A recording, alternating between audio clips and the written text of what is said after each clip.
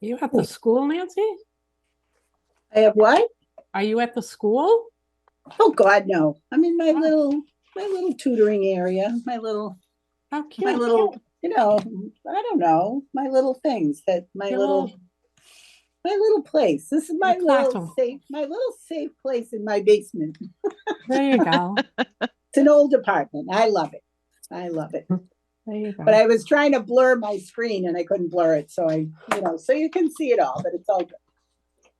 I can practice. I'm usually in a different chair, but today I'm in this chair. So I just move around the table, Oh, there you go. Thank you for not whining. Oh, yeah. I've had those for since 1976. No way. Yes. Wow. Math makes you smart. Go figure. I know. I'm a dork. I can't help it. You were my favorite back to school night ever, though. We got to play Kahoot for the first time that I'd ever heard of it. I had so much fun at that. You know what? I always got so nervous at back to school night, and it was just like, okay. Oh my God, you were so fun. I got to keep everybody busy, and so fun. There was never enough time, and yeah.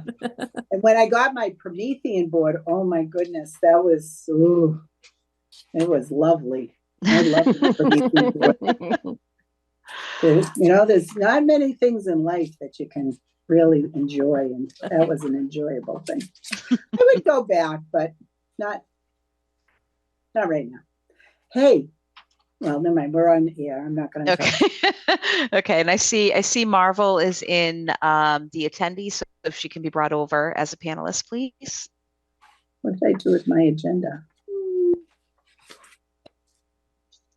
Okay. And we do have a quorum. So once Marvel's brought over, we can go ahead. I'll go ahead and start the meeting. I'll let you know how I do. You better. There we go. Okay. All right. Recording in progress. Perfect. Thank you. So I'd like to call the meeting to order. Welcome everybody to the Thursday, September 21st, 2023 Easton School Committee meeting. The meeting tonight will be conducted remotely over Zoom. Attendance by committee members will be remote, and remote attendance shall count toward quorum. This meeting will be broadcast live and recorded on ECAT. This meeting is open to the public. We will take comments in the chat feature at the bottom of your screen. Please make sure that you include your full name and address. We will do our best to read all comments and answer all questions. However, we will not read questions that have already been answered. All right, so with that, we can move on to first item on the agenda is a vote to approve an out-of-state trip. Dr. Cabral? Thank you. Courtney Kenny and Matt Auger, teachers at Oliver. Okay, great. I was looking to see if they were here. Matt Auger, the department chair, and of course, Courtney from the department. They're here to present information on the Close-Up program, requesting your consideration as a vote for them to attend an out-of-state field trip. Mr. Auger? Hi, everybody. Good Hi, to see everyone. you. So we are looking to run the Close-Up trip again this year. We've been running it here pretty consistently since 2010. And yeah, I have Mrs. Kenny here. She coordinates the trip, and she is the one who is running it. Yeah, so this will be year 14 for me. If all things go smoothly here, just reiterating, it's an amazing experience. The reason that I always advocate using Close-Up as opposed to some other opportunities that come across our desk is the vision of just an academic curriculum associated with learning outside the classroom. The vast majority of the Close-Up instructors and program leaders are former educators. There's all curriculum online that can be accessed and then utilized in the classroom. So even kids, it opens doors for students who might not also attend, like resources come home. So there's really just a benefit for the entire history department. Last year, we took 48 students. That was great. We'll hopefully continue to have high enrollment, but it's definitely a trip that the town has supported before, and we're hoping the same moving forward. Great. Do any committee members have any questions or comments?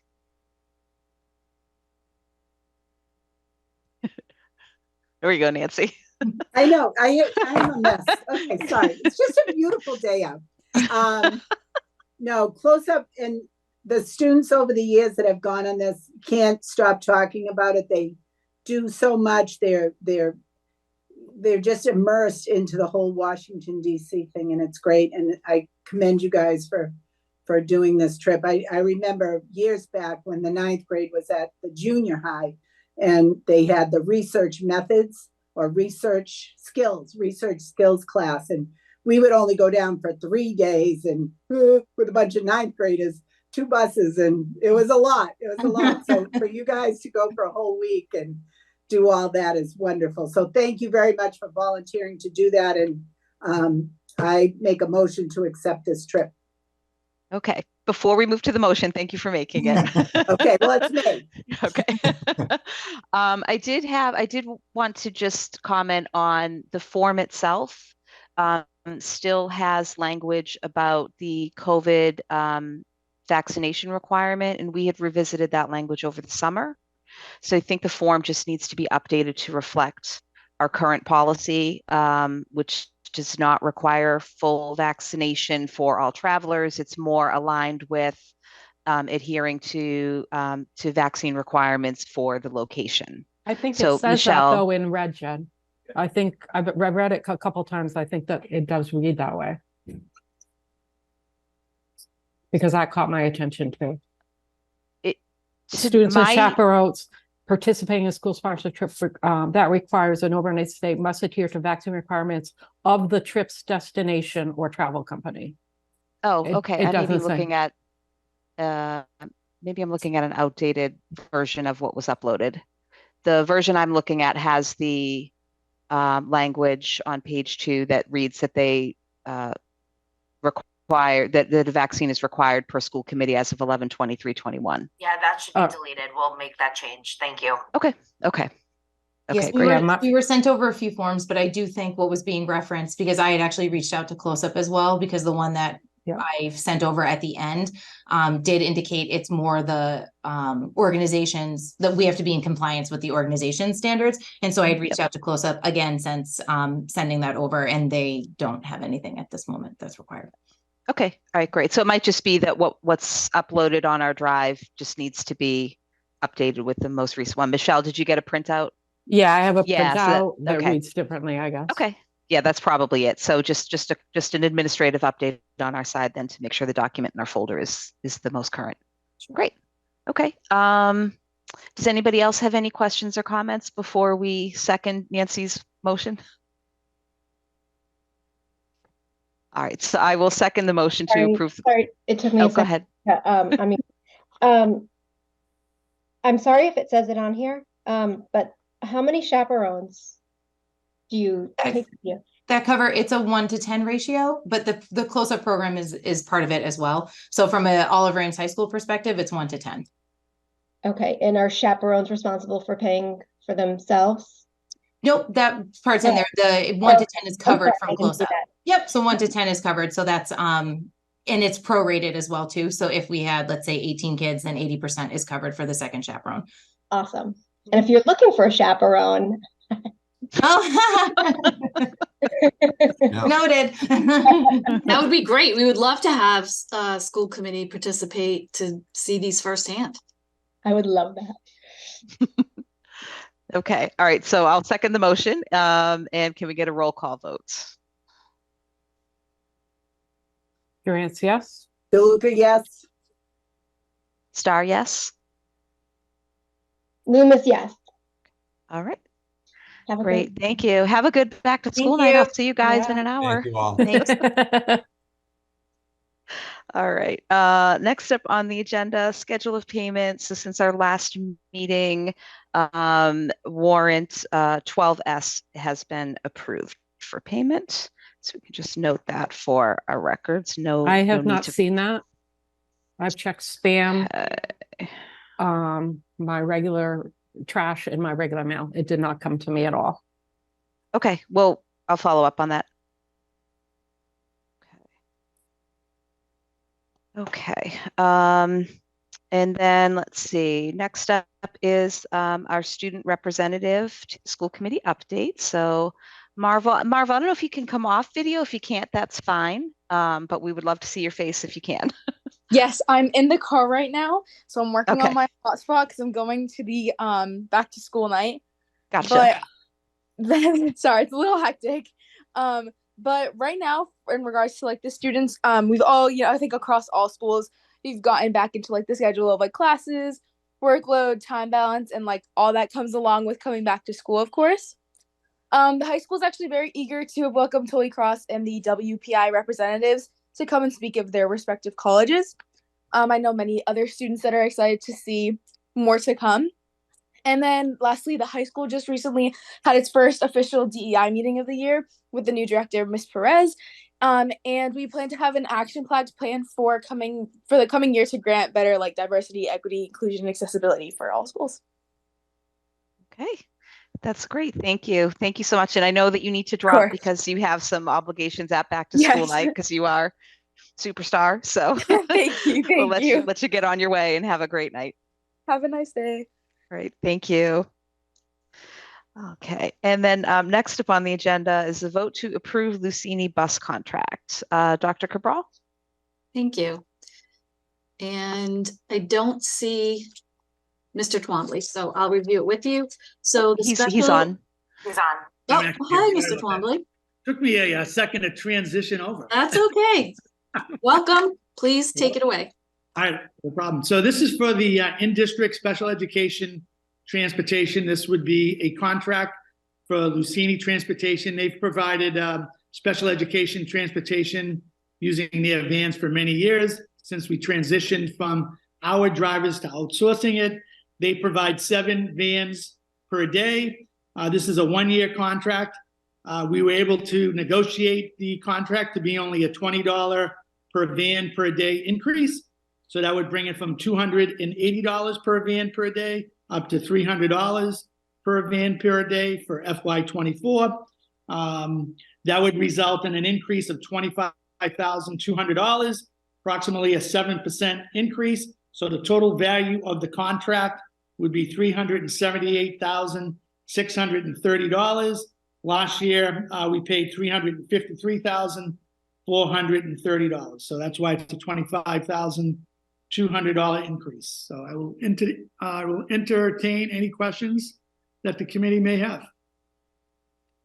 Any questions for Mr. Twombly?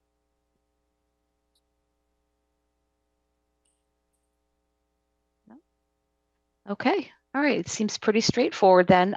Would somebody like to make a motion to approve the Lucini bus contract for in-district special education transportation?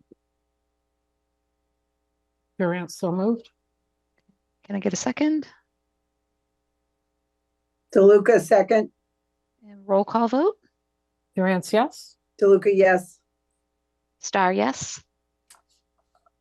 Loomis, yes.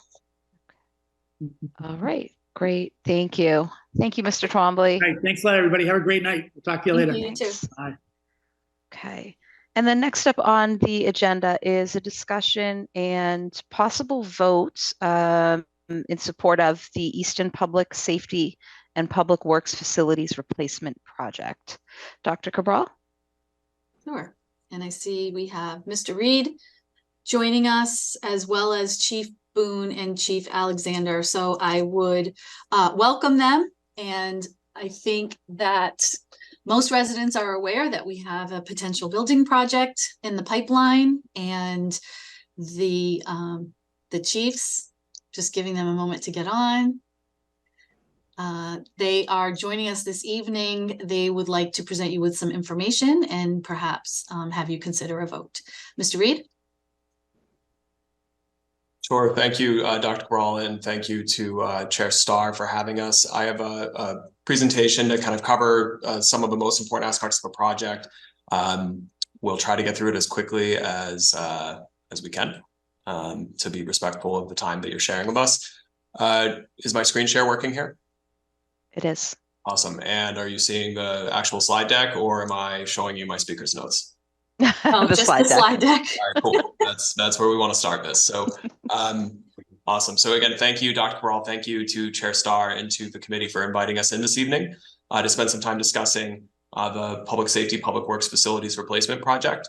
Easton has, for many years, benefited from the great relationship that we have here and collaboration between the school and town government, and our shared perspective that any program or project of consequence here in Easton can't really be considered a town or a school project in a vacuum, but a community one, which benefits and impacts all of us. Tonight, I'm joined by Police Chief Keith Boone, Fire Chief Justin Alexander, and Deputy Fire Chief John Carroll to talk a little bit about the Public Safety, Public Works Facilities Replacement Project. On the surface, that name conveys that we're here to talk about a capital project or a building project, but as we understand and we appreciate, the reality is that it's so much more. Much like the Blanche Ames project wasn't just about modern buildings and designs, but about creating safe, nurturing environments to foster curiosity and growth for our children. This project isn't just about bricks and mortar and sprinkler systems, which we currently don't have. It's about providing safe, healthy, and effective workspaces for our first responders in their second homes, where they work, live, eat, and sleep 24 hours a day, 365 days a year, and to do so in a manner which provides the highest level of consistent, reliable safety services for the community. So tonight we're going to give an overview of the project in the first part that I'll handle, and then talk about the relationship of this project to the Easton Public Schools that the Chiefs will take over. So we hope folks have been following along. We know members of the school committee are on the municipal building committee, but just a little bit of background and recap. This project would replace all of our existing police, fire, and public works facilities in Easton, most of which were designed and constructed between World War II and before we landed on the moon. It would bring modern, safe, and effective facilities for these essential departments. A key component of this project involves a consolidation of about 17 scattered facilities spread out around town, built out throughout a century, down to 3 main ones. And that would also include a new police fire headquarters on Depot Street rather than Lothrop Street. So we'll get into that in more detail in the second half. But before we do get to that discussion with the chiefs, I wanted to focus a little bit on the why behind this project. For members of the school committee, a lot of this may ring familiar. The why for this project is very similar with the themes from what predicated the replacement of the prior elementary schools with the Blanche Ames Elementary School. The challenges we have of our facilities can be summed up with 4 broad themes. They do not have enough space or the right types of space. They're not safe for personnel, equipment, or the environment. They have failing and non-compliant infrastructure and systems, and they're not functional for public access. We have a brief video here, again, borrowing from a very effective school district that once used this same tactic to highlight and show people, what is it like inside of these facilities for folks who live and use them, and to show what these deficiencies mean day to day for police, fire, at one time, and public works. 2 to 3 supervisors in here, but 6 share the office. As you can see, completely overrun with training records, equipment, and again, to ask our officers or our supervisors to use this small space, it's becoming very difficult for them to manage a shift when they're in this type of environment. As you can see, other than our filing cabinets, we are now stacking tubs that we have regularly buying from WD Mason to store our records and keep them secure in these offices. So, unless it's just continually buying filing cabinets, we don't have any other room to safeguard these records. This is the police department's central records area, and you'll see that we've run out of room and we've just added cabinet after cabinet after cabinet. And this goes back to several of the records that I mentioned we can't throw out. This serves as the hub of all town servers, and clearly we have outgrown this room as well. So as you can see, we have really used up all the space that we possibly can between our police vehicles, our mountain bikes, our speed sign, and in fact, our animal control officer has nowhere to put her temporary kennel, so they end up on the floor in our garage. So as you can see, this is the men's locker room facility. One thing I would like to point out is the buckling of the floor. We have had constant sewer issues where we're constantly relying on the DPW and doing work orders to correct this whole plumbing. This is the training room for a total of 40 officers that we have, including our civilian staff. And we just can't provide training for everybody at once. We can no longer host community meetings because, as you see, we have an arrest coming in right now. We would have to have everybody leave, go to the lobby and wait until everybody was processed and out of this area, then bring them back in. So this is the only connection inside between police and fire. And it joins through the boiler room. So you come on in here and you can see, what you can see, everything in here is extremely dated. There have been attempts to update them over the years, but the building just doesn't sustain them. It's just so old and so difficult. Everything from thermostats that don't actually control what they're supposed to, air conditioning units that are constantly failing, circulator pumps that let go, and pipes that are breaking and leaking. It's a constant problem in this building. Another problem in this building is asbestos. This building has asbestos in it. It was built before the prohibition on asbestos. So that's another issue of any type of reuse or expansion of this building is we have to remediate some of our gear rack storage. So that's fire gear. The problem with it is it's out in these trucks. Even though we have these yellow hoses that you can see attached to the truck that collects the exhaust, it's still difficult to maintain a perfectly clean space. We're getting these diesel particulate carcinogens on our fire gear that we're trying to keep clean, and then we put it on. And then we put it on and wear. So if you're doing even just regular truck checks, so we check our trucks every day to make sure they're ready to go, even just opening our doors goes right over. And if it's not parked perfectly, you hit and you damage the paint, you can't get in and out. So it's very, very tight. This is our EMS equipment. So this is the cleanest place we can get to put our equipment that actually goes on people. You know, you can see we're spilling out, we've got things on top of everything. On top of that, our fire alarm system's in the same room, our copiers in the same room. And then the only bathroom that we could separate for our female firefighter is right here. So one thing that Easton Fire doesn't have in any facility is a training room, conference room. We have no place to have meetings. If I wanted to bring a few people in to have a meeting, I have no space in any of the stations. This is the culmination of any place we could go to bring anybody. So if we had to have a department training, this would be the only space, and we can't fit all of our firefighters in here. Yeah, so this building was never built for the equipment that we have today.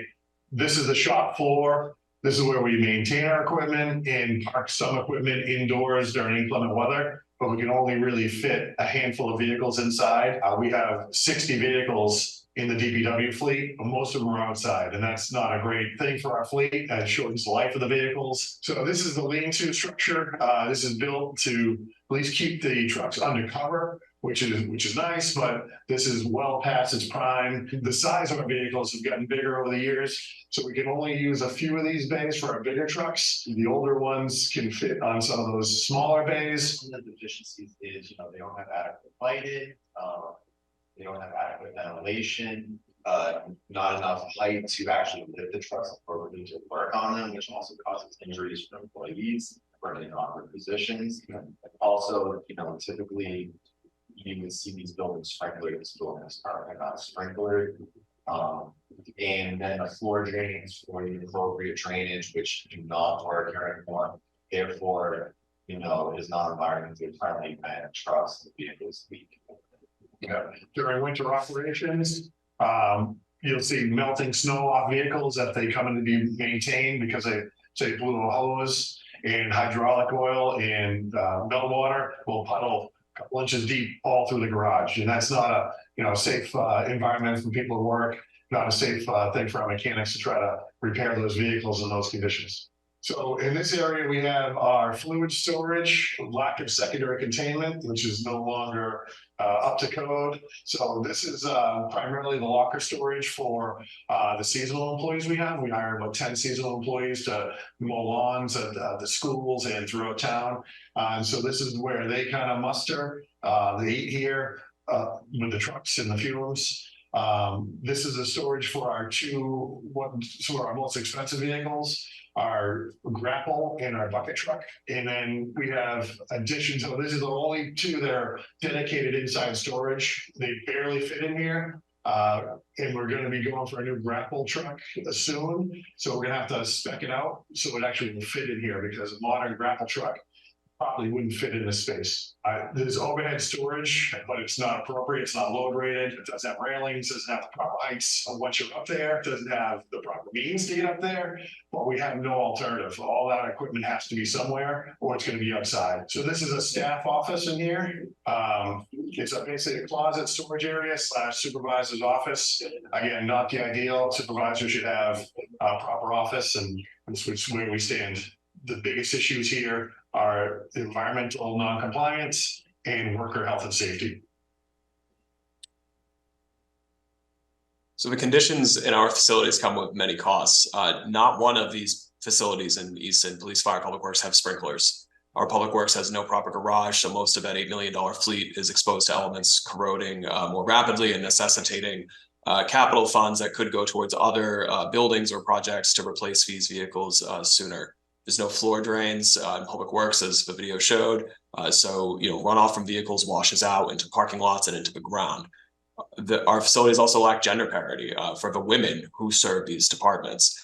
While these are inherently risky professions in police, fire, Public Works, performing them in cramped and outdated facilities introduces a greater risk of injury.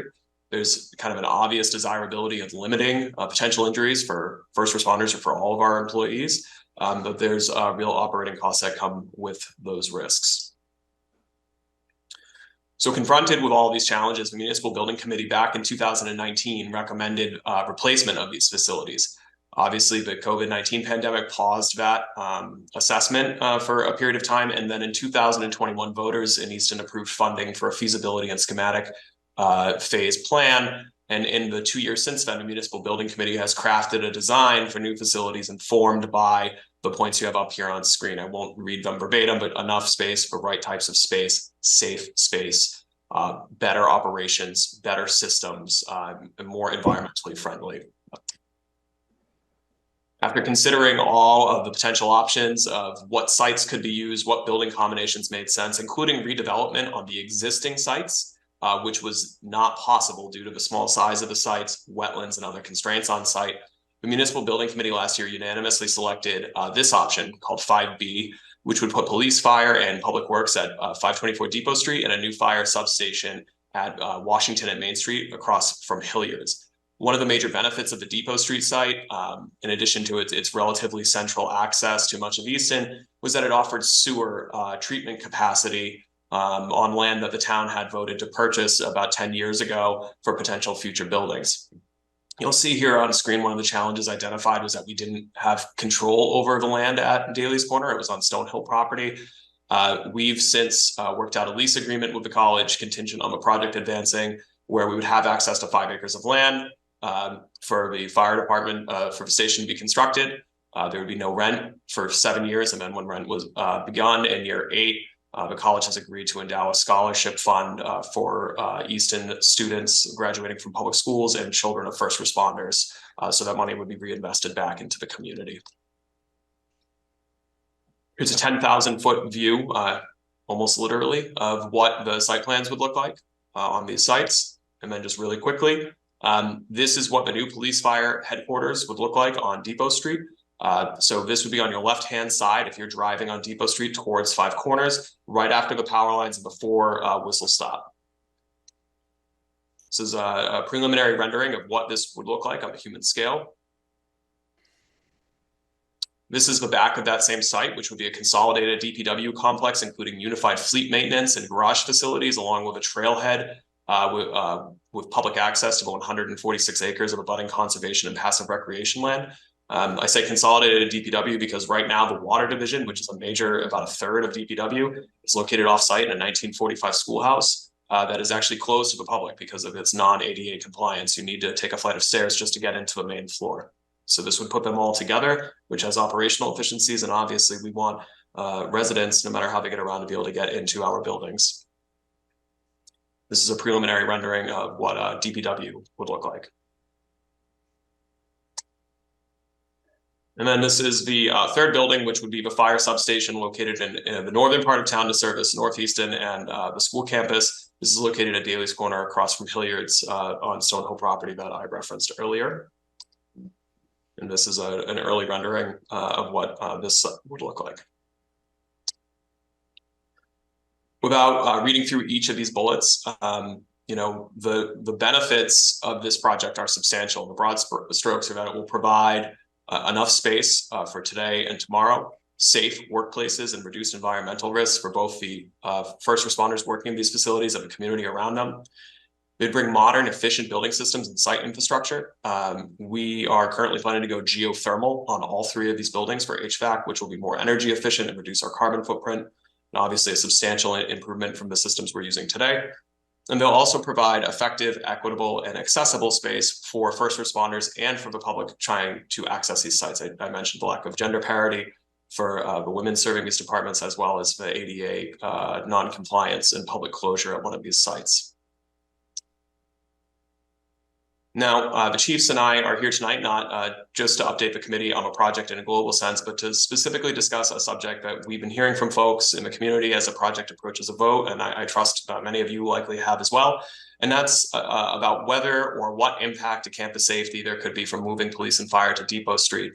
I know I speak for the police chiefs, police chief and fire chief in the town of Easton when I say that the collaboration between police, fire, and public schools has never been stronger than it is today with the chiefs and Dr. Cabral's leadership, and that we have the shared priority to provide safe, healthy, and supportive environments on and off campus, and that's at top of mind in all the work that we do. So rather than listing programs or trainings that have been implemented to improve safety, we've asked the chiefs to join the school committee tonight and speak about the subject in their own words. So I'd first like to introduce Police Chief Keith Boone, just talk a little bit about the police department and the changes that this building project may or may not make to response capabilities as it relates to the public school campus. So Chief Boone. All right, thank you, Town Administrator Reed. Good evening, everyone. Thank you for giving us an opportunity to talk. Like the Town Administrator just mentioned, you know, a question I get, you know, regularly, not just from the community, but from family and friends that have kids in the school system is, you know, how does the location of the police department affect, you know, a police response? And so I think it's important to provide just a little bit of insight on how our operations are. So you're looking at a map of the town, and the shaded area in the blue is the north side of town, which is where the schools are. We divide the town into 2 sectors, north and south. And it's really cut through Depot Street. Depot Street splits the town, you know, from 5 Corners up through to 138 and then down to Belmont Street. So that's just for some visual perspective. That's how we deploy our units into the field between the north and the south. And so a typical day for our officers is to come in. We run 3 shifts that begin at 8 a.m., 4 p.m., and then 12 midnight. So the incoming shift will come in at 8 o'clock, for example, and they'll get their assignments, they'll get their sector, they'll get briefed on what's happened in the last 24 hours, you know, any news briefs that they need to get, and then we deploy them in the field. So we're not responding to calls from the police station per se. After getting their assignments, they're out in the field. We have a lot of traffic issues that I think as residents you'll appreciate. So we try to hit hotspots, and we're out in the field doing randomized patrol. So we'll have a north sector car, you know, that would respond to a situation at the school. And, you know, unfortunately, we had an incident last year that, you know, Dr. Cabral and will remember, we did have a hoax swatting call that we responded to. And, you know, the first arriving units were the sector cars. They're the ones that get dispatched. I responded. I did respond. I was probably there within 10 minutes. I was actually coming from somewhere else. But that's just to give you some insight on if we have a response, it's coming from the officers in the field. Thankfully, one of the things that was very important to me, if not most important, right when I got the position as chief, was to have a meeting with Dr. Cabral, and we now have an SRO on campus. So we do have an officer on campus throughout the week. It's a great program. It's going well.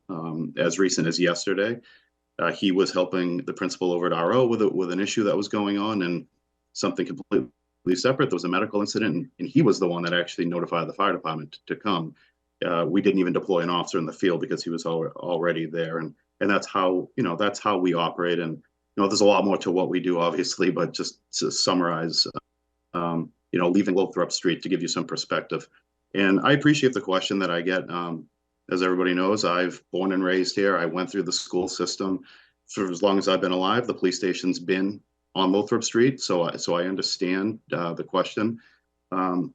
Now, selfishly, on the other side, as a dad, my son's now going to Blanche Ames, so I understand that too. And if I had any hesitation of our location affecting our response, either as the chief or as a father, I wouldn't be behind this project, and I'm 100% behind the project. So I know the fire chief wants to talk about EMS response and those things, but I'm happy to answer any questions once we get through it.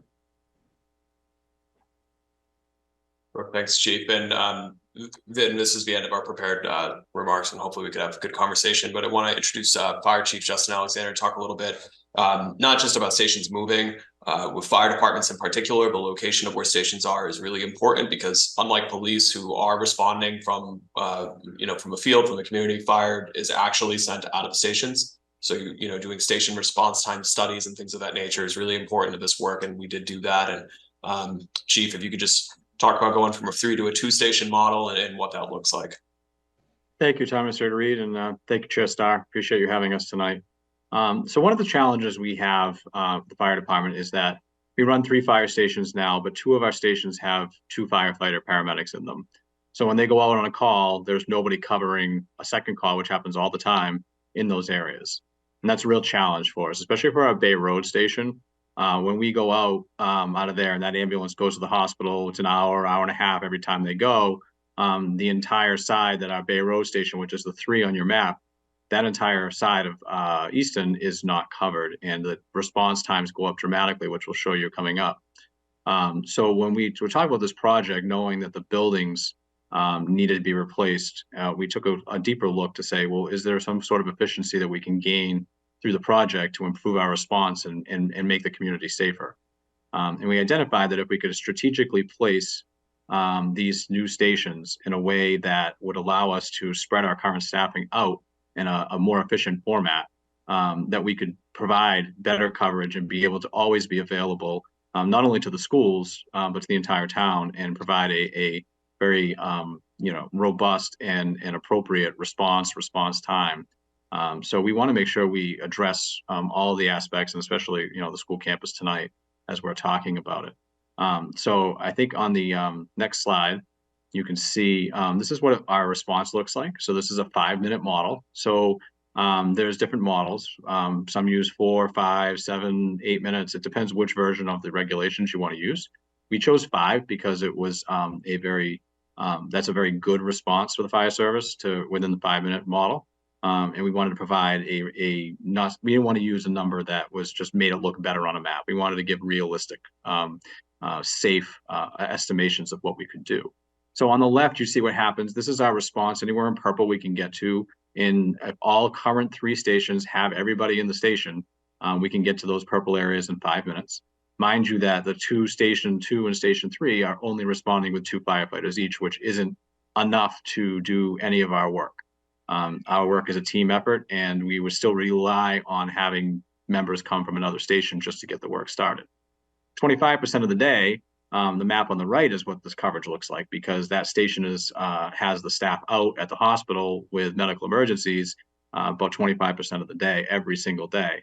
So that entire white area that you see in the bottom left and right, top left, is much more significant response time.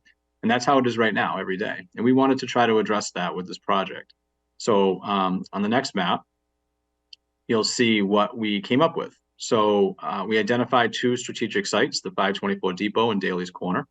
And you can see that the purple is very similar to what it was when our 3 stations were staffed. And this would be something that's like this 24 hours a day. It wouldn't change every time a truck goes out, which is very important to us. So you can see the top left doesn't really change much. The bottom right, there's a slight change. So there's about a 40-second, 50-second difference on the very bottom right when you get down towards Rainham and the dog track.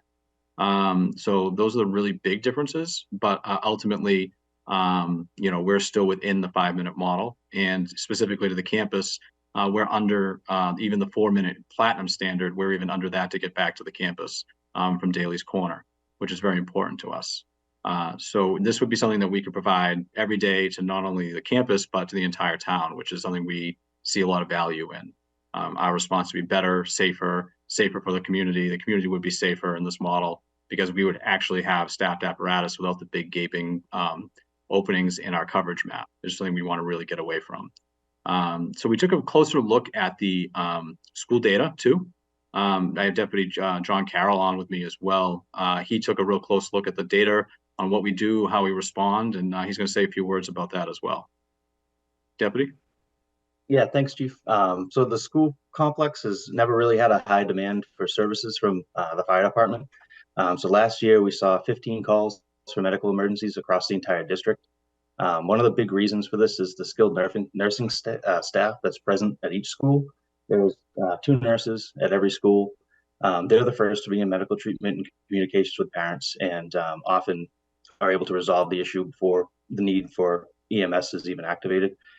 We have a great work relationship and high level of trust with school staff, and we hold annual trainings and CPR classes just to remain engaged throughout the district. As far as campus responses go, our response time to the school complex will be 3 minutes from Daly's Corner and 4 minutes from the Gill property, which is below the 5-minute golden standard set by this model. This slight increase from our current locations does not jeopardize the safety of the students. I have 4 children who are scattered among 3 of the schools. My wife also works for the schools. We would not endorse a project that would put your children or our own in danger. And we have full confidence that this response model will keep our children protected and serve the community for many years to come. Thank you, Deputy. Thank you.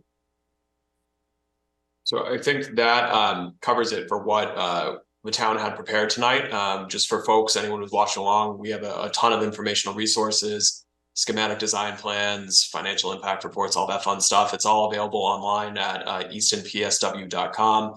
This is going to town meeting on October 23rd and a debt exclusion on November 4th. And I just want to reemphasize again how appreciative I am. I know the chiefs are, the deputy is, that we have such a good relationship with schools through Dr. Cabral and the committee, and that shared kind of commitment to looking at all these projects holistically. And I hope we've addressed questions that have been coming up, and we're happy to take any more that there are.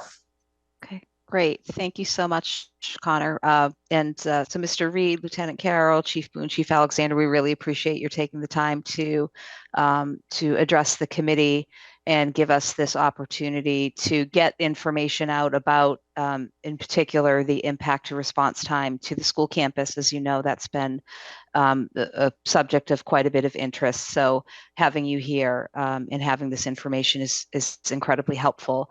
I think Dr. Cabral has a couple of comments, and then I just wanted to not disappear, but I'm actually going to my very last back to school night ever tonight.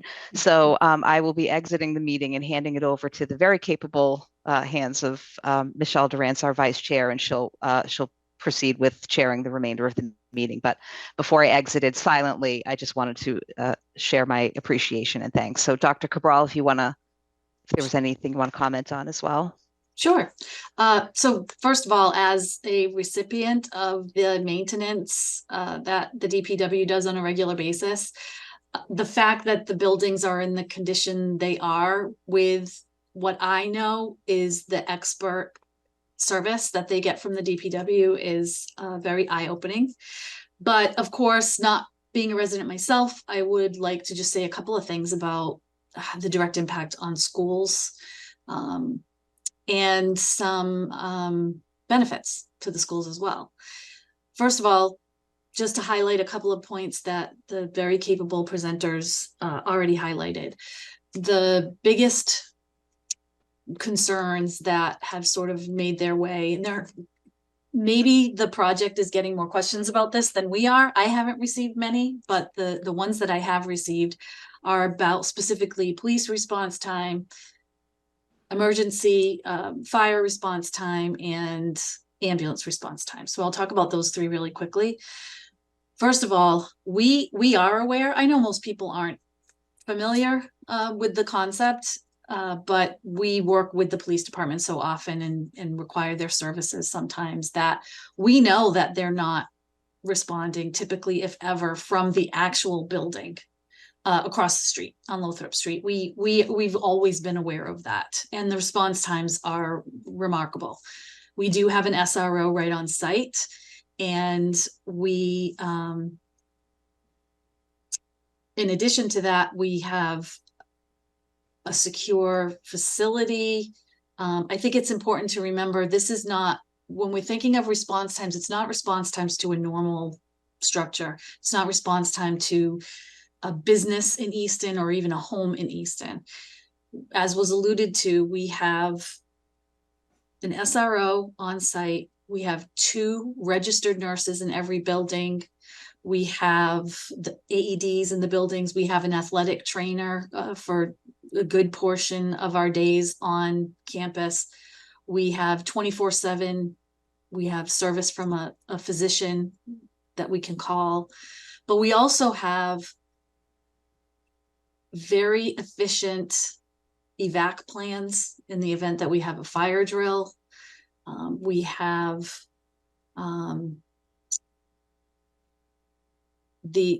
sorry, she just left and it distracted me. We have several of our, when ambulances do report to the campus, it's due to something routine, like a nurse had to administer an EpiPen. It's our policy that an ambulance is called. And so someone isn't necessarily transported away. And they are stable by the time someone gets there just to evaluate the situation. Other incidents might be a social emotional issue. We have licensed social workers, mental health professionals, psychologists on staff. So people are stable when help does arrive.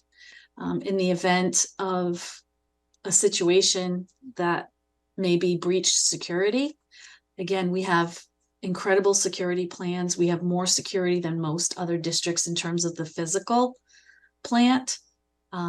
We also work very closely not only with our Easton partners, but Metrolex. So we have secondary and tertiary plans in place for response to the campus, even beyond our Easton officers. In terms of the fire response, earlier in the project, I did reach out to Mr. Reed and asked, is that substation, is that a separate project or is that absolutely part of this? And he assured me that it's absolutely part of this, like we saw tonight.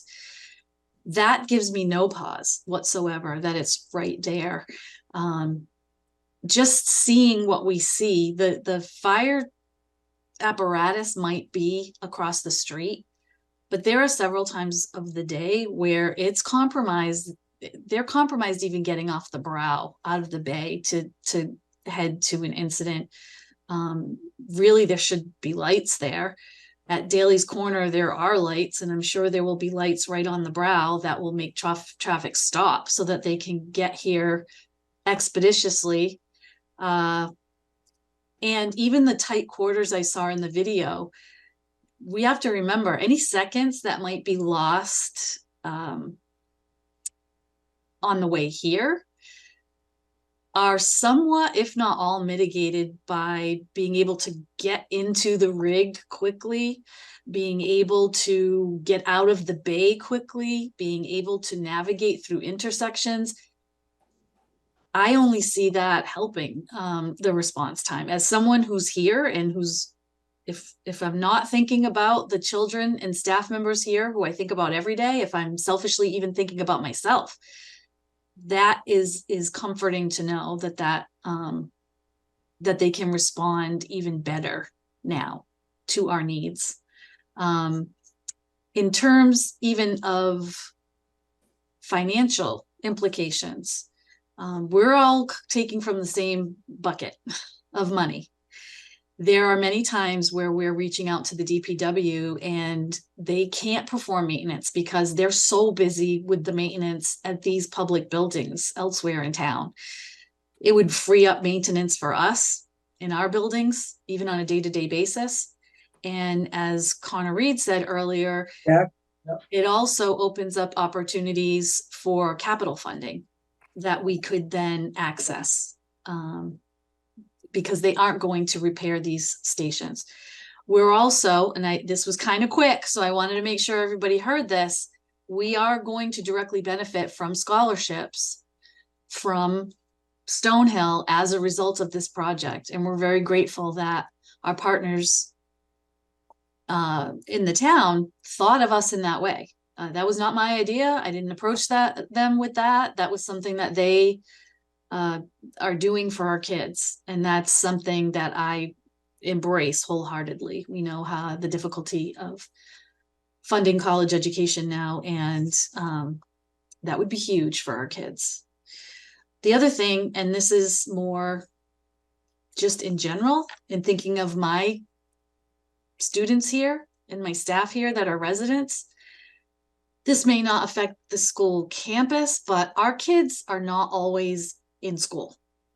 They're also at home and at practice and at many places throughout the town. And seeing the improved response time throughout the town, that's just as advantageous for our kids.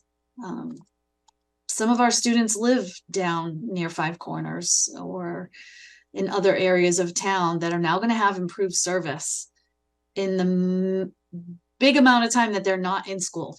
And so that is actually a benefit for our students as well.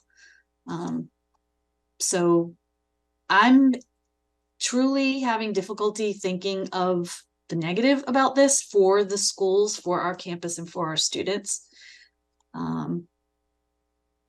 And certainly can answer further questions if there's anything else that I may have left out. Thank you. Does anyone on the committee have questions or comments?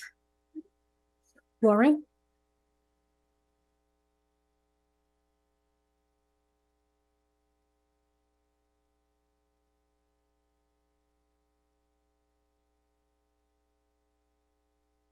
You muted and unmuted and muted again, Lauren. There you go. Right? Thank you.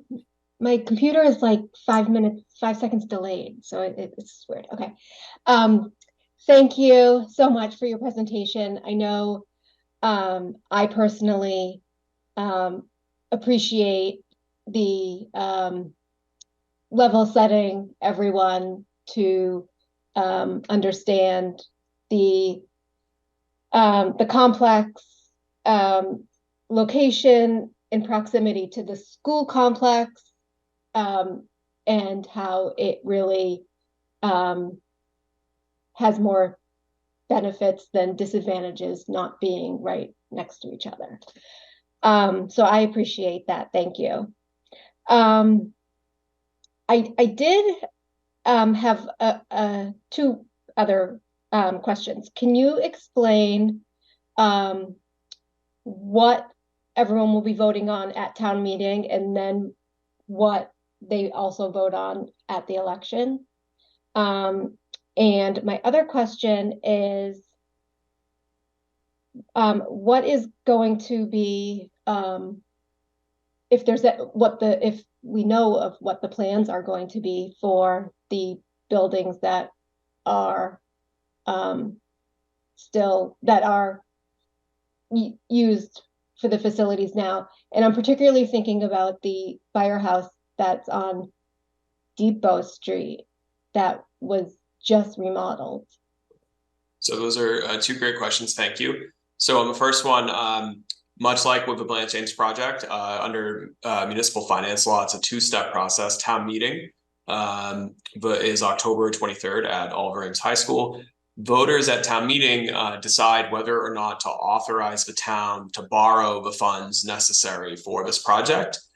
But that authorization is contingent on a debt exclusion election, which is the second piece, which is on November 4th, which is a Saturday from 10 to 4, again at Oliver Ames High School. Vote by mail would be available for that. So from a kind of technical perspective, the first vote is borrowing authorization by the legislative body of the town, which is town meeting.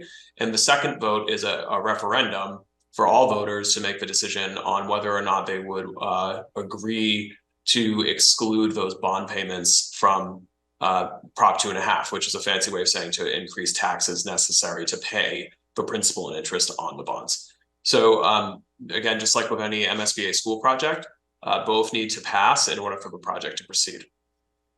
As far as the second question, Depot Street Fire, we would not be closing. It would stay in the Fire family. You were right, it was renovated as part of a developer's agreement a few years back. But it would no longer be dispatching fire apparatus. We would keep it in fire and probably community health family. The fire department, of the many operations that they currently don't have adequate size in their facilities to house and train, we have the CERT team, who you've probably seen at a lot of community events, sporting events, elections. They're all rock stars, and you could have that site do any number of things with allowing more space for CERT training, or for the CERT vehicles to actually have somewhere to be stored. We do have a community public nurse who is a fire captain and an RN. You could potentially have office hours there. So that building would not be closed because it is too small to be functional for a modern fire station. It's 2,500 square feet, but it is in a good general state of repair. So we appreciate the question. Does anyone else have a question? No? Okay. So it's my understanding, Dr. Crowell, you can correct me if I'm wrong, that the possible vote that's on our agenda is more of a vote in support as Correct. a committee to support this project? Yes. Okay. So if there's no further questions, would somebody like to make a motion to, as a school committee, to support the Easton Public Safety and Public Works Facility Replacement Project? So moved, DeLuca. Can I get a second? Loomis, second. All right, and a roll call vote. Durance, yes? DeLuca, yes. Loomis, yes. All right, thank you. And we wish you luck with this. I think it's a great idea. So many benefits to our community, and I really hope the community backs you on them. So thank you for being here tonight. And thank you so much to the committee and to superintendent and assistant superintendent for sharing some of your time so we could address this. So thank you so much and have a good night. Oh, can I ask a quick question? I'm sorry. Sure. Do you have any future roadshow? Yes. And Thank you. So you with laser precision picked the 2 slides I deleted to try to be more time effective. So lesson learned on my part. So yes, there's plenty of opportunities to engage. So this will be on every select board agenda between now and the town meeting. We will have a facility tour at police and fire on Lothrop Street, along with a community forum. That'll be Monday, October 2nd at 6:30 p.m. So it's open to anyone. Come get a tour of the buildings yourselves. We'll have cookies and a forum for any questions, not just specific to police or fire. You could ask about the public works aspect as well.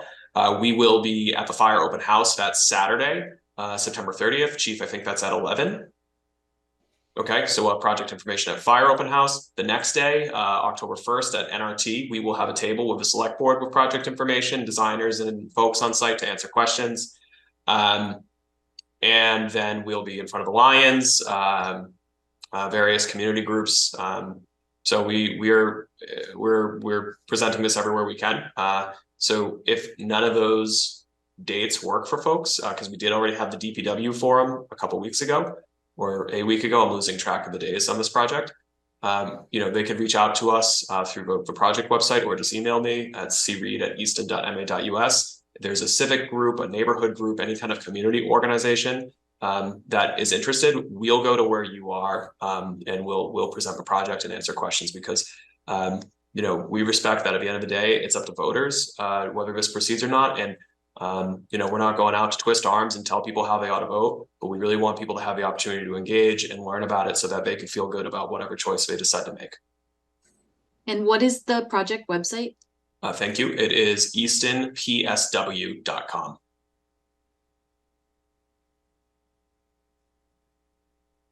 Great, thank you. Any other questions? That you deleted. Thank you for that information. Yeah, thank you. Thank you. Have a good night. Thank you. Thank you.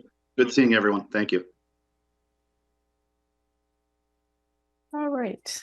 Next up on the agenda is the minutes from the regular school committee meeting minutes for Thursday, September 7th, 2023. Any questions, comments, edits?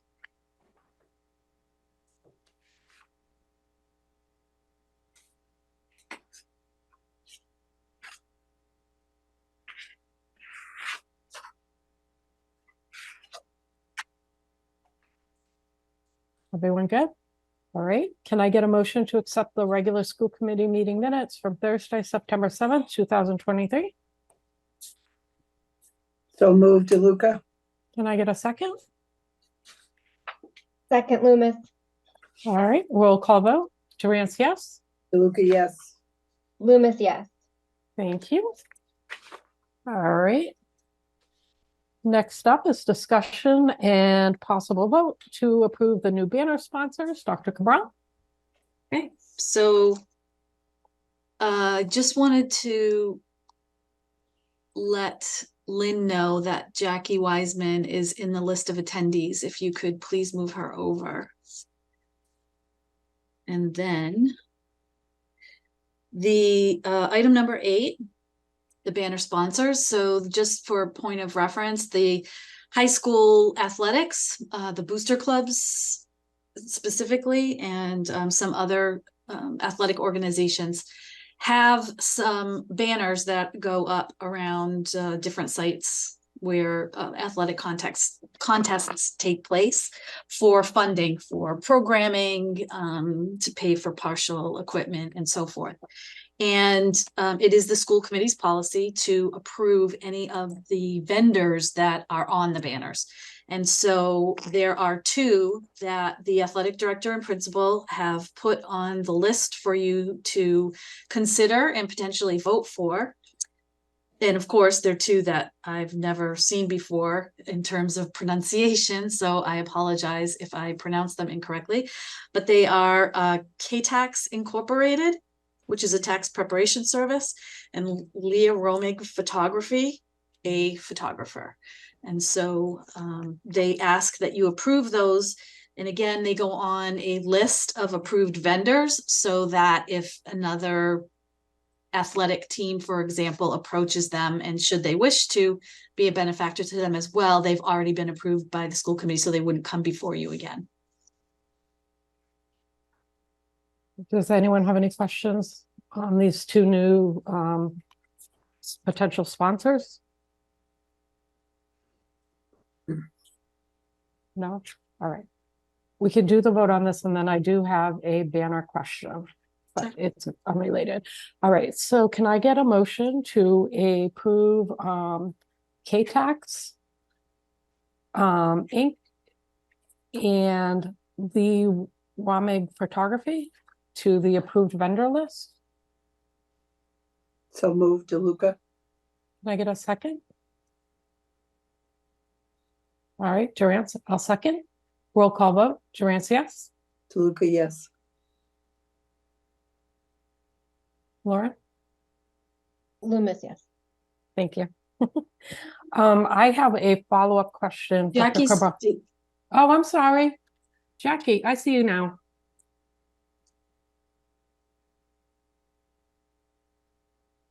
You're on mute, muted though. I'm sorry. I can't, I was just gonna say I can't see myself, so I didn't know if I was back on or not. Yes, you're here.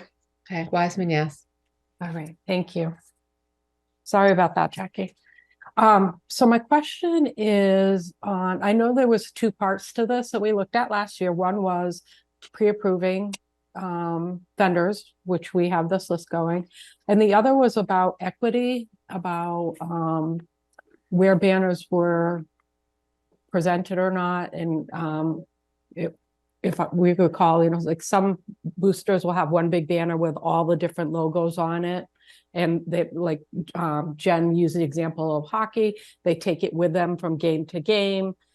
And that seemed like, and I could speak to robotics, does that same type of thing. I can't speak to some of the other things. But one of the concerns that we had last year was the banners that were up on the back fence. And I noticed they're back. on that back fence. And I know when Ryan was here, he was working on that whole equity issue. And I'm not sure what the end result was of that, or if that's something Mary's working on. But it seems to not have a resolution yet. Are you talking about the football ones? I don't know if it's football. I don't know if it's soccer. It is on, it's on, not the ones that are on the inside fence around the field, but on the outer fence, which was something that we were concerned about last year. I can think send it's you football- pictures. It's football and soccer, I believe. Yeah. Okay. Yeah, I was at the field yesterday. I saw football. I You don't can't know. do soccer, they go all the way down.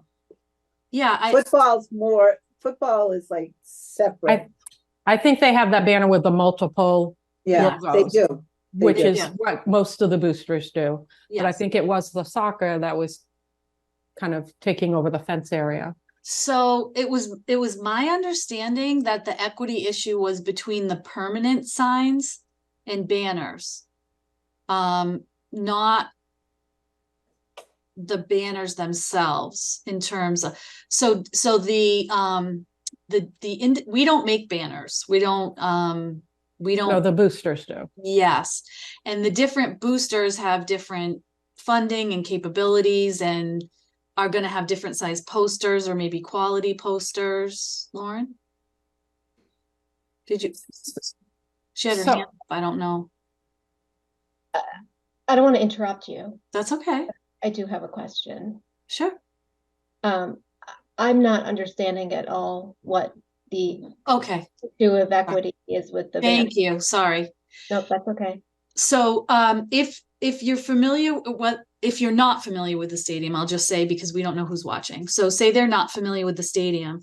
There are permanently, or not permanent forever, but more permanently affixed signs that are high quality and very large, like a billboard, on the announcer's box. And then those vendors pay $10,000 for that size and for that to be there through all different sports seasons.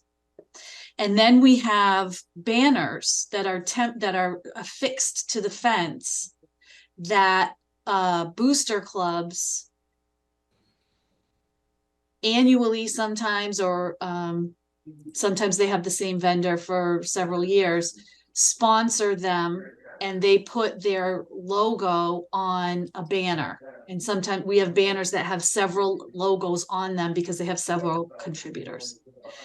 And we just wanted to make sure that those banners were there temporarily and only during the season of that sport, as opposed to these people who are paying a lot more money for the larger, more permanent sign that's there year round. Like Lauren, on the inside fence, right on the edge of the field track, those are also paid, the larger amounts for paid banners that are there. Yes. My understanding of the equity issue, at least when I brought it up last year, was that, soccer's taking up that whole fence, but not all other sports have that real estate to offer their sponsors to put up 20 individual banners anywhere. And that was the equity issue. Oh, okay. I'm not aware of any sports that don't have space or are looking for space. I'm not aware of any. If there are some, we can certainly move things around, but I'm not aware of any organizations that have asked for space and haven't gotten it. Is that what you mean? Yes. I mean, the people who play like in the other fields aren't putting up banners. I don't know where they would put them up. Like, so the issue was an example, because I'm not sure what you mean. We were saying that we were fine with the banners that had the multiple logos on one banner that would, you know, come up or down or whatever. But Yes. my recollection, and anyone else can chime in, was that wall that the soccer was doing wasn't equitable because, say, the softball field wasn't able to do it, or I don't know. I don't know who else plays at that field. Lacrosse. Who else plays? At those Field hockey. Field hockey. field hockey, things like that. They don't have that type of space. Okay, I don't even know if they have boosters. I think they do. I don't know. I could check, but if they may not even have banners. If they're looking for a space to put that, we can certainly help them do that. I'm sure we can figure out a way to display things. Do you want me to I can have Mary reach out. I'm thinking that maybe we should go back and look at the minutes, because I think we're remembering the conversation a little differently, and then we can go from there. Okay. I think it'll just give What's the problem? The problem is that some people can't display vendors, because I would want to work on that if that's the case. And Michelle, softball has they got 2 or 3 paid sponsors, but it's up on the softball field now. Those banners, or whatever you want to call that them, new field are up on the softball. Oh, that's good. And I wouldn't worry about when the kids play on the other fields. That's usually freshmen or JV or whatever. It's varsity that the boosters are sponsoring, so that's why they're at the stadium. Okay, well, if it's changed, it was the concern of the entire committee last year. Yeah. So if that's not true anymore, then that's fine. Yeah, no, I remember that from last year. I do. And I was you and I both had the same concern, like, Right. Why is this? But the payments are a lot different and the signs are a lot different. So I think as long as the boosters are getting what they want to help their teams, then we could let them. But I definitely want to know if there's anybody that isn't, because we would want to make that fair for everybody. Correct. Okay. Is the inequity with the sponsor companies not getting the visibility, or is it? It was a visibility.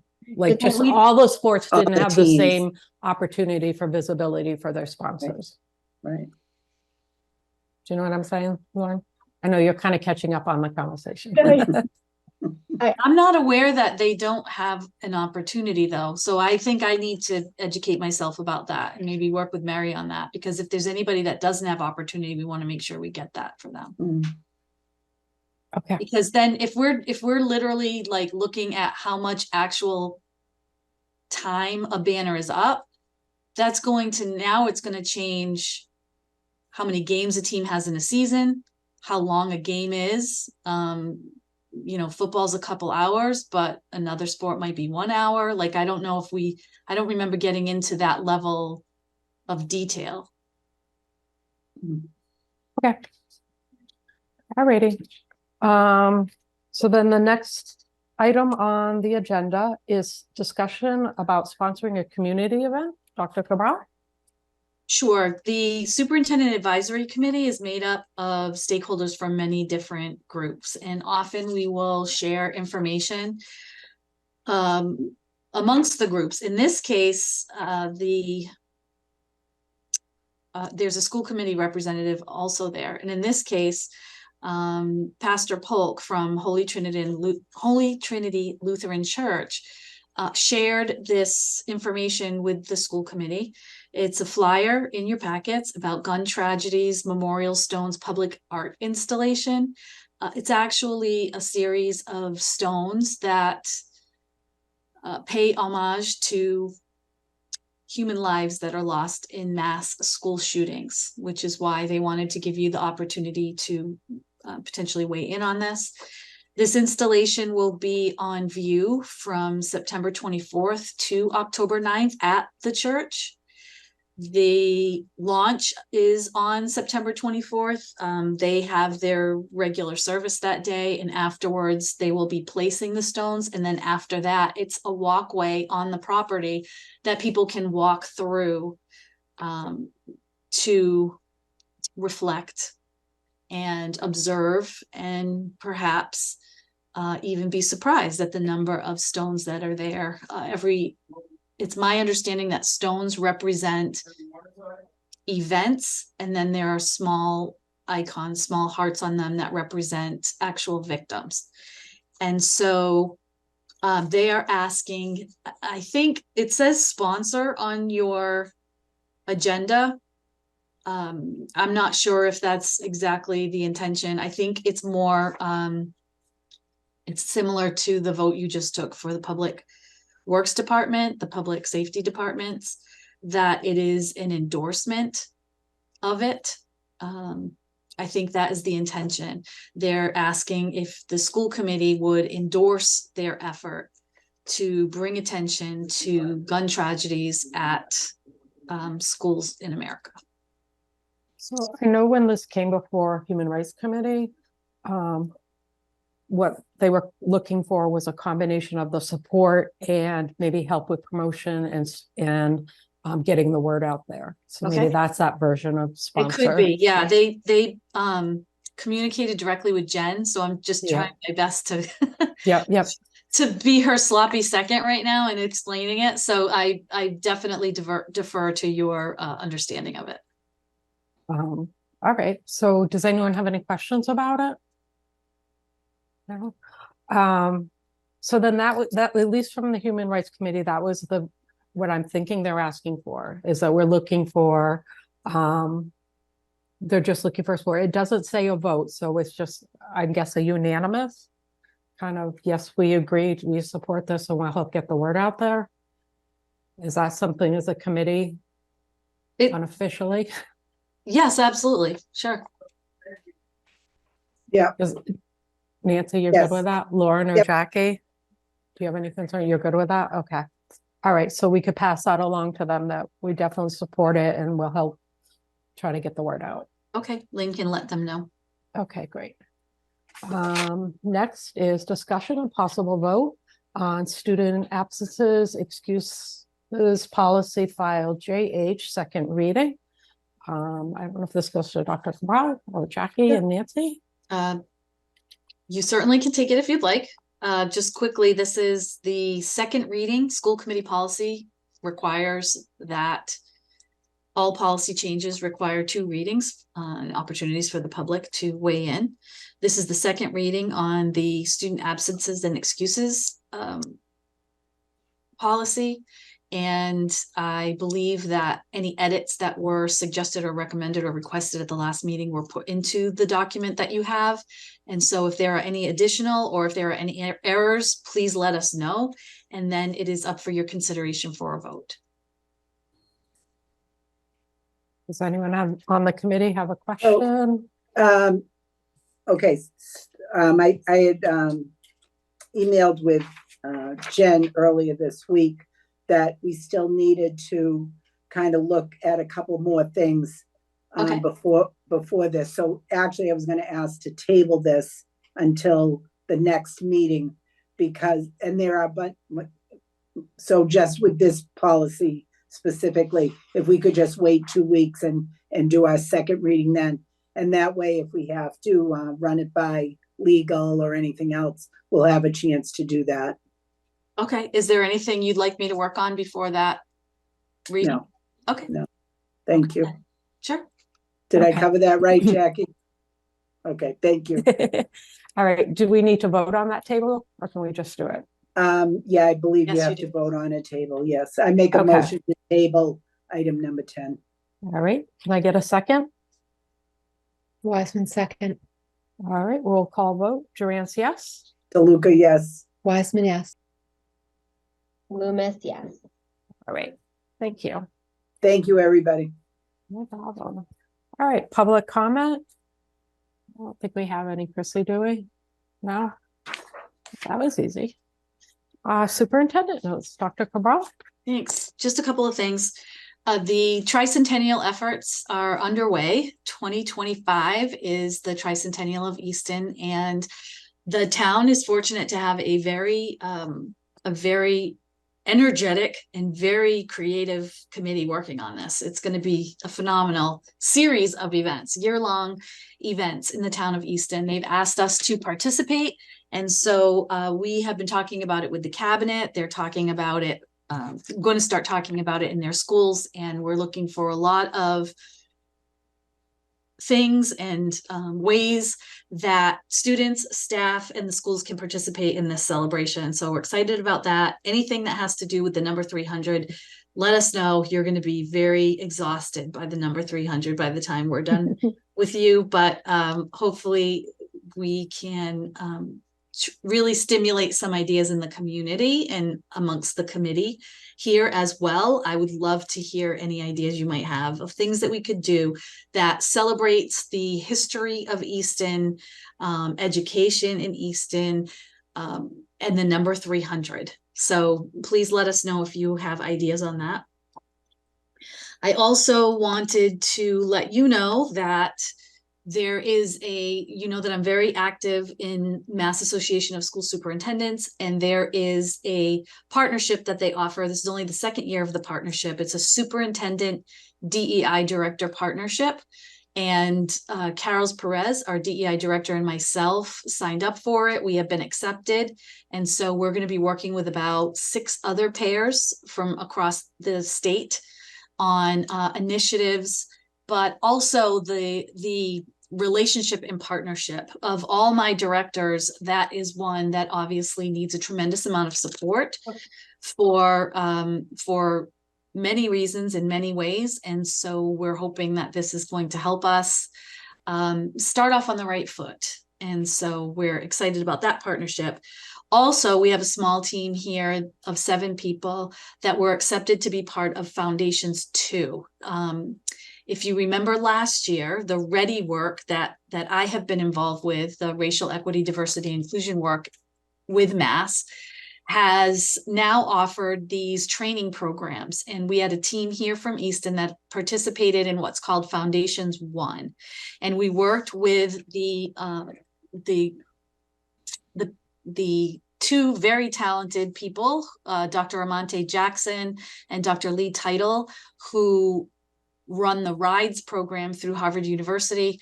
We have completed that Foundations 1, and we applied for and just found out we were accepted for Foundations 2. So the team is going to be continuing that work as well. If you were able to attend our DEIA community meetings, the draft document that came out of that, the why of this work and our commitments to our community and our commitments to our staff and students around diversity, equity, and inclusion, that came from that work. So we're really excited to dig deeper. It's literally called a deep dive. Learn more about it, bring it back to the district, and share what we're learning with all of you. And finally, I just wanted to point out, because it's going to take place before our next meeting, that October 2nd is National Custodians Day. And so we will be celebrating our amazing custodial maintenance workers, and just wanted to let people know that if you were so inclined and you do enjoy the beauty of our facilities and our outdoor spaces, to just drop them a note, let them know, maybe express your appreciation. It's a good time of year to be able to do that. And that's all I have right now. Thank you. All right, thank you. Assistant Superintendent Boots, Chrissy. Good evening, everyone. I have 3 things for you this evening. The first is I want to share with you what we are planning to do for our October 6th Professional Development Day. So a reminder to the district that the students do not have school that day, as our teachers will be partaking in professional development. So our teachers in K through 7 will be, our teachers in K through 5 and our English teachers in grade 6 and 7 will be participating in Wit and Wisdom, which is our new literacy program, professional development. The actual PD itself is called Lesson Study. So they'll be actually digging in deep to their units that they're teaching and being able to find more resources and adjust their practices with the help of facilitators from the publishing company called Great Minds. They are the ones that produce the Wit and Wisdom curriculum. So we're excited for that. Our other teachers will be participating at the high school. The focus will be culturally responsive teaching. So this year, our curriculum coordinators are participating in a deep analysis of culturally responsive teaching through Britannica organization, and looking at the competencies of culturally responsive teaching. The other teachers in the district, not the ones attending the Wit and Wisdom training, the other teachers will be focused on culturally responsive teaching. I'm sorry, like my mind is racing all over the place. So so we're excited about that. We just had a planning session with them this afternoon. Kelly Kavanaugh and I did, and they are ready to partake in that training for our staff. And we're super thankful that they are coming and creating this professional development for us. So this is not a packaged professional development. It's a customized professional development with tangible activities for the teachers to do, and they will walk away with tangible strategies that they will be able to use in their curriculum. I also would like to share with you that we are reinstating the STEAM community team. So we do have dates for those. And I just want to confirm, is Michelle Durant still the one that's going to be on the committee? I think Lauren is now. Oh, Lauren is? Okay. So Lauren, Yes, I will thank send you. you those dates and add you to the invites. There's 4 dates throughout the year. And this is a plug to the community that if anybody's interested, we'd love to have you. And it's our focus for the STEAM team is focusing on how to enhance STEAM education for our educators and our students. And then lastly, I wanted to share with you that Raising Multicultural Kids, as you know, is an organization that we work closely with, community organization, and they will be honoring our wonderful Director of Curriculum and EL, Ann Weintraub, at their gala this coming in October. She is being named as a Raising Multicultural Kids champion, and we're super proud of her for that. It's a well-deserved honor for Ann, as she has embarked in so much curriculum writing with them, as well as planning sessions and really ensuring that culturally responsive teaching is embedded in our curriculum. So we're really proud of Ann and honored that she will be receiving that award. And that is all I have for you this evening. Thank you. All right, school committee notes. Nancy, do you have anything? I'm glad that the weather has cooled off a bit, and I hope people are happy in their schools. Other than that, not really. Looking at policies. So keeping up with that and the other groups. So nope, I'm all set. Thank you. Speaking of policies, Jackie? Nothing tonight. Thank you. Nancy covered it for me. Thank you, Nancy. Looking at policies. Lauren? Do you have anything? No? Yes. Okay. Sorry. That's all right. So I just want to say just quickly, I attended back to school night at RO, and it was so exciting. The spirit and excitement of the teachers is really fun to watch, and I think it's just nice to know that things are back and that we're back to before COVID times. So it's good. It's all good. That's it. Great. All right. And I just have a couple of things coming up. I just want to remind people that Carol Perez will be joining the November 7th Human Rights Committee meeting as part of her entry plan, and to kind of open up discussions and start to build some collaboration with the Human Rights Committee. We're really excited about that. October 21st is Tigorama. It is the second year for Tigorama. The marching band will be hosting a competition out on the fields that will kind of take over the whole school area. Food trucks, lots of bands, and some great, amazing performances. So save the date. And then fast on the heels will be November 10th and 11th, the Bay State Festival will be coming up. And that is all I have for tonight.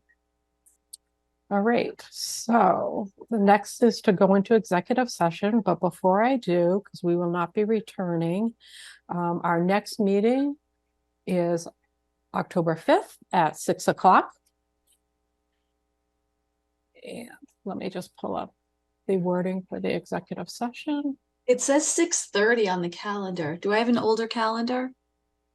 We have professional status At 5:30? And no, so the meeting, our meeting's at 6:30, and I believe professional status is either at 5 or 5:30, I forget. Lynn probably knows. So But, our meeting is at 5:30. And it's Okay. it's in At- person. Yep, it's back to in person. The school committee meeting is at 6:30. Okay, thank you. All right, so then October 5th at 6:30. I had not updated that in my calendar. Thank you. All right, so I would like to make a motion to enter into executive session and not to return to open session for the purpose of discussing strategy with respect to collective bargaining for the Easton Educators Association, the EEA, coaches, focus block, MOA and SPEA, which is the Southeastern Public Employee Association and Food Service Unit. And in my opinion, having this discussion in public would be detrimental to the bargaining position of the school committee. Do I have a second? Wiseman, second. All right, roll call vote. Durance, yes. Luca, yes. Wiseman, yeah. Lauren? Oh, she's frozen. I don't see hers being frozen. There we go. Loomis, yes. Okay, great. All right, I'll see you in executive. Thank you. Oh, goodness.